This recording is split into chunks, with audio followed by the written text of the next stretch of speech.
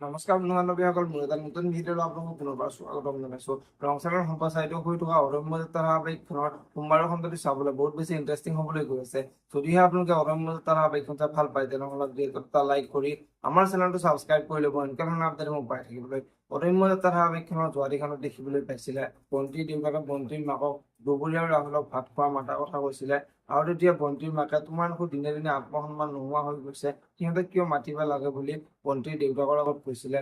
আৰু তেতিয়া অভয়ৰ দেউতাকে আজি এমাহ হৈ গ'ল সিহঁতে আমাৰ ঘৰত ভৰি দিয়া নাই, গতিকে সিহঁতক মতাৰ কোনো দৰকাৰ নাই বুলি বন্তিৰ দেউতাকৰ আগত কোৱাত বন্তিৰ দেউতাকে দুবৰিহঁত এইখন ঘৰলৈ কিয় অহা নাই, তহঁতক আকৌ মই বুজাই ক'ব লাগিব নেকি বুলি বন্তিৰ মাকৰ আগত কৈছিলে। আৰু তেতিয়া ৰঞ্জুৱে যদিহে দুবৰিহঁতক ভাত খাবলৈ মাতা, তেনেহ'লে মই এইখন ঘৰত সেইদিনাখন নাথাকো, মই মাৰ ঘৰলৈ যাম বুলি কৈছিলে।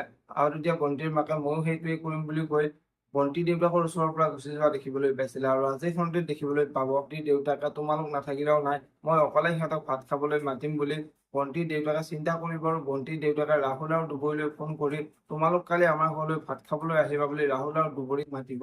এতিয়া বাৰু ৰাহুল আৰু দুবৰি বন্তিহঁতৰ ঘৰলৈ ভাত খাবলৈ আহিবনে, দেখিবলৈ পাব অৰণ্য যাত্ৰা ধাৰাবাহিকখনৰ আজিৰ খণ্ডটিত। আজিৰ খণ্ডত ৰঞ্জুৰ বন্তিৰ দেউতাকে যে ৰাহুল আৰু দুবৰিক ভাত খাবলৈ মাতিলে, সেই কথাটো গম পাই ৰঞ্জুৰ বহুত খং উঠিব। আৰু ৰঞ্জুৱে ইহঁতৰ মাকক যেনেকৈ শিপুৰীলৈ পঠালো, ইহঁত দুটাকো শিপুৰীলৈ পঠাব লাগিব, তেতিয়াহে আমি শান্তিত থাকিব পাৰিম বুলি মাকৰ আগত কোৱা দেখিবলৈ পাব। যদিহে আপোনালোকে অৰণ্য যাত্ৰা ধাৰাবাহিকখন চাই ভাল পায়, তেনেহ'লে ভিডিঅ'টো এটা লাইক কৰি আমাৰ চেনেলটো ছাবস্ক্ৰাইব কৰি ল'ব। এনেকুৱা ধৰণৰ আপডেটবোৰ পাই থাকিবলৈ ধন্যবাদ।